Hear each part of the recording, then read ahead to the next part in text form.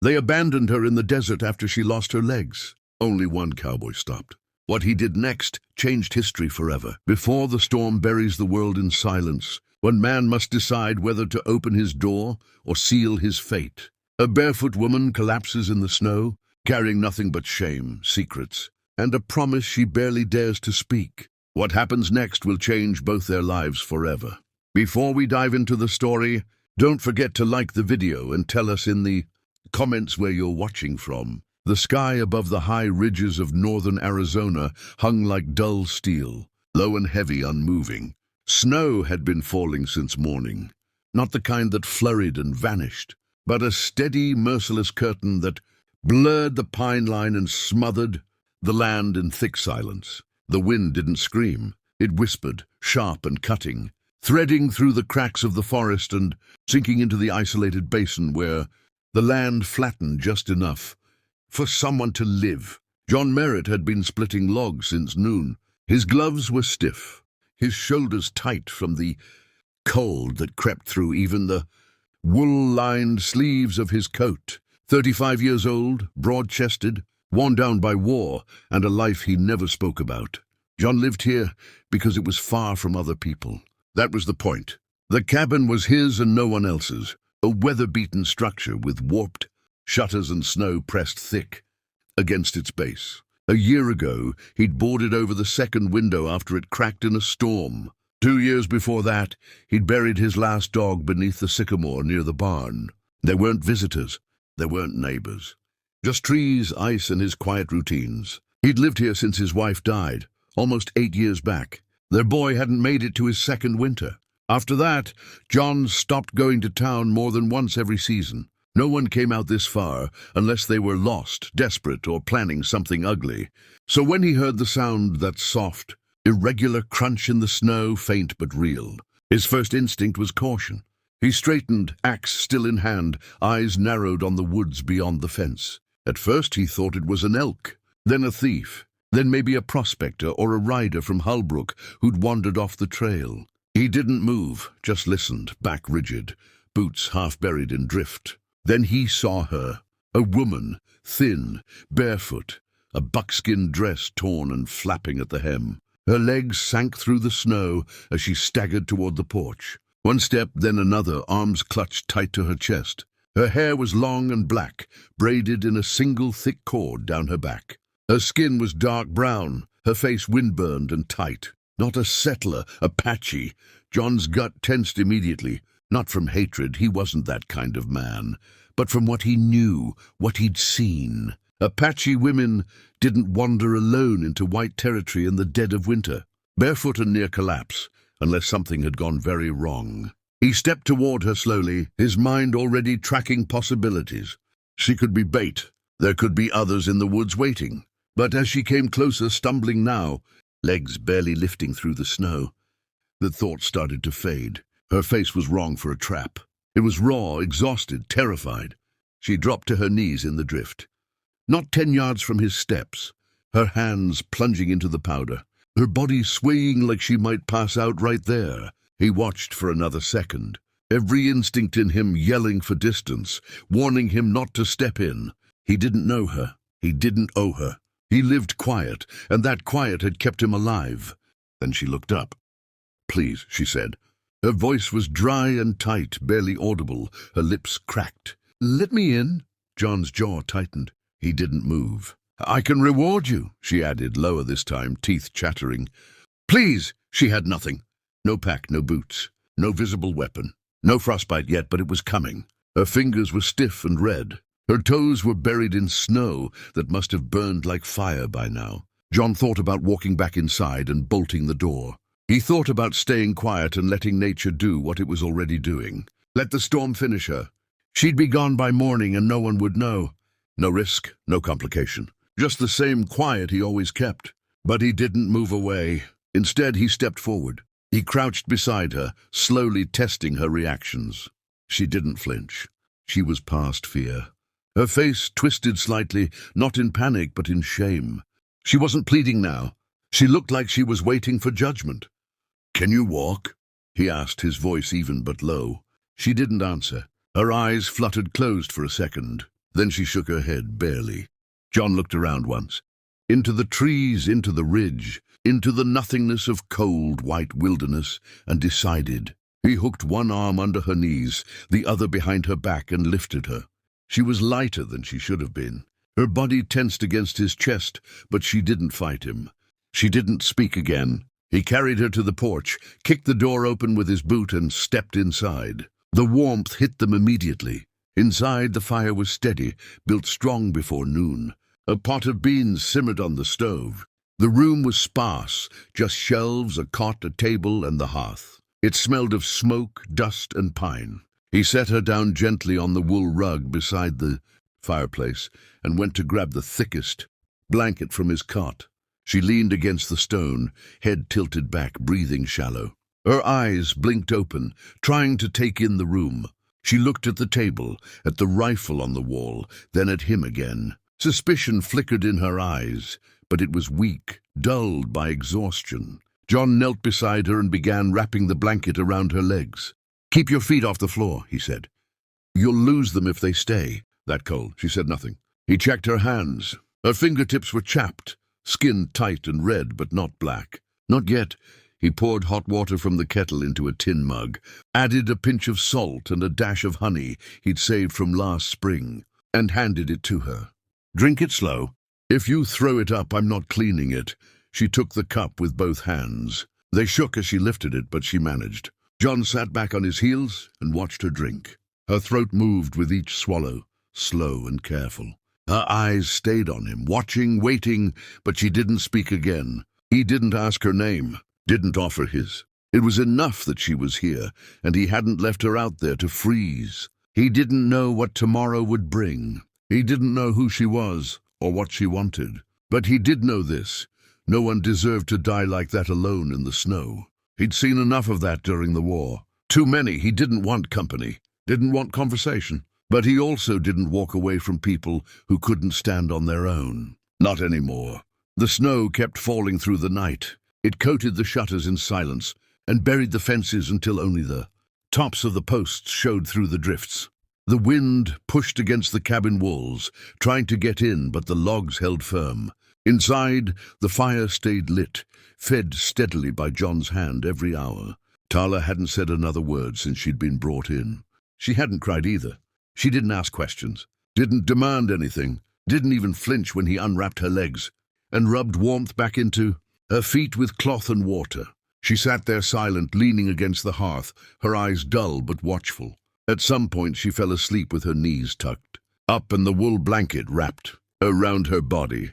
John hadn't moved her. He just laid another folded quilt beside her in case she woke cold. He watched her for a moment before sitting at the table with a plate of beans and bread. He ate without hurry, listening to the wood crackle and pop, watching the snow drift sideways across the window. His mind kept circling back to her. What tribe was she from? Why was she alone? How far had she walked barefoot through that snow? The cold could kill fast out here. He knew that better than most. A man couldn't last more than an hour barefoot in weather like this. And yet she had made it to his door, barely but still breathing. Around midnight she stirred. John glanced over. Her eyes were open, but she wasn't looking at him. She was looking at the fire, then at her feet, which were bandaged and resting above a basin of warm water. Her lips parted, but no sound came. Her fingers clutched the edge of the blanket a little tighter. "You're lucky they're still pink," John said, not unkindly. Another hour, and they'd have been gone. Her eyes shifted to him slowly. This time she spoke, low and rasped. "I walked 2 days, John frowned. "No boots," she shook her head. "Taken, when they cast me out." He didn't say anything for a moment. He didn't want to press, but he needed to understand. "Who cast you out?" "My people. That hung in the room a long time." He could have asked why, but the way she said it, the weight of it, made it clear. She wasn't speaking for sympathy, just truth. John nodded once. "You hungry?" She hesitated, then gave the smallest nod. He stood, ladled beans into a bowl, tore off a thick chunk of bread, and set it in front of her with a spoon. She took the bowl slowly, her hands still shaking. She didn't rush the food, just ate steady, every motion deliberate, like she'd been taught not to waste a single bite. She finished half the bowl before setting it aside and pulling the blanket tighter around her shoulders. "Well, what's your name?" he asked. "Tala." He let that sit a moment. "I'm John." She gave a small nod, then turned her face slightly back to the fire. He watched her for a while, waiting to see if she'd speak more. She didn't. He noticed then what he hadn't fully caught before. Her clothes, what was left of them, were ceremonial, Apache style. But the beading, the stitching, even the cut was formal. It wasn't travel wear. It wasn't hunting wear. It was something worn at gatherings, rituals, or status events. It was torn, scuffed with pine sap, and thin enough to bleed heat out of her within minutes. "You were important," he said quietly. Tala's jaw tightened. Her gaze stayed on the fire. "Then I was his wife. Who's the chief?" John leaned back slightly. That explained the ceremonial cloth, the bone necklace, the sharpness in her posture even now. But it didn't explain why a chief's wife had been left to die in the woods. "No children?" he asked, already guessing the answer. She looked at him then, sharp, defensive. "No, not with him." He didn't press. He just nodded once and leaned back in his chair. She took another small bite of bread, chewing slowly, not looking at him again. "You can stay here," he said, "until the weather breaks." She didn't thank him, not at once. He didn't expect gratitude. What mattered was survival, and she looked like she understood that too. Later that night, John unrolled a spare cot and set it up across the room near the stove. He placed a second blanket on top and gestured toward it. She moved slowly, every muscle tight with cold and caution. But she stood on her own. He watched her test her weight on her feet, wincing, biting back pain, but standing. That surprised him. Most people would have been in tears. He turned away to give her privacy as she lay down. Then, for the first time since she'd come in, she spoke again. "You're alone too." He looked back toward her. She wasn't asking, just observing. He nodded. 8 years. She didn't ask what happened. He didn't tell her. They said nothing more. Outside, the wind picked up again. The world turned white beneath the moonlight. Inside, John fed the fire one more log and settled into his own cot. The quiet stretched out. It wasn't warm yet, not between them, not completely. But it wasn't cold anymore either. She was there, alive, breathing. That was enough for now. By morning, the storm had buried the entire yard under another foot of snow. The fence line disappeared. Even the chicken coop was nearly sealed shut by a wind-carved drift. The sky stayed low and pale, heavy with more of the same. Cold like this didn't let up easily, not up here. It pressed in day after day until the logs, cracked in the walls and the water buckets, froze solid if left unattended. John was already outside by dawn, clearing the path to the barn with a shovel. His breath came out in thick clouds, and his fingers, even gloved, stung as he worked. He checked on the cows, 2 of them, and shoveled fresh straw into their stalls. He didn't rush. That was part of staying alive out here. You did the work steady no matter how bad the wind bit. If he left it, the roof could collapse. If he waited too long, the livestock would suffer. And he wasn't about to let that happen. Inside, Tala woke to the smell of ash and beans warming on the stove. Her legs still burned. Her toes, though painful, had some feeling again. She wiggled them beneath the blanket, her brow furrowed from both discomfort and the effort of gauging damage. Her hands were less raw now, but her mind wasn't any quieter. She looked around the cabin again, slower this time, the rifle on the wall, the way everything was positioned. No wasted space, nothing decorative. A man's place, a man who didn't expect guests. She sat up, wrapped the blanket around her, and slowly tested her feet on the ground. Pain shot up her calves, but she could bear it. She limped to the stove, holding onto the table for balance. That's where John found her when he stepped back in, her back to him, one hand braced on the edge of the stove as she tried to ladle food from the pot. "You should have waited," he said flatly, stepping inside and kicking the door closed behind him. She didn't turn. "I'm not helpless." He didn't argue with that. He took off his gloves, unwrapped his scarf, and moved toward the basin to wash up. "That doesn't mean you're not injured." She finally looked over her shoulder, her face guarded but calm. "I can do small things." John gave a brief nod. "All right, just don't fall over." He dried his hands and came over to adjust the flame. She moved aside, allowing him to finish ladling 2 bowls. He handed her one without ceremony. They ate at the table again, this time together, still quiet. But it wasn't the same silence as before. It wasn't tight with uncertainty. It was practical. Midway through the meal, John asked what had been on his mind all morning. Where were... You trying to go? Tyler chewed slowly before answering. I wasn't. He frowned slightly. So what then? I just walked. He didn't understand. Into the snow with no food or boots. She looked at him steadily. I wasn't supposed to live. The room went still. John's hand tightened around the tin cup. He didn't ask the next question. He didn't need to. She'd answered enough. You were cast out to die, Tyler nodded. It's what's done. He stared at the table. That kind of thinking didn't sit right with him. He'd seen war. He'd seen cruelty.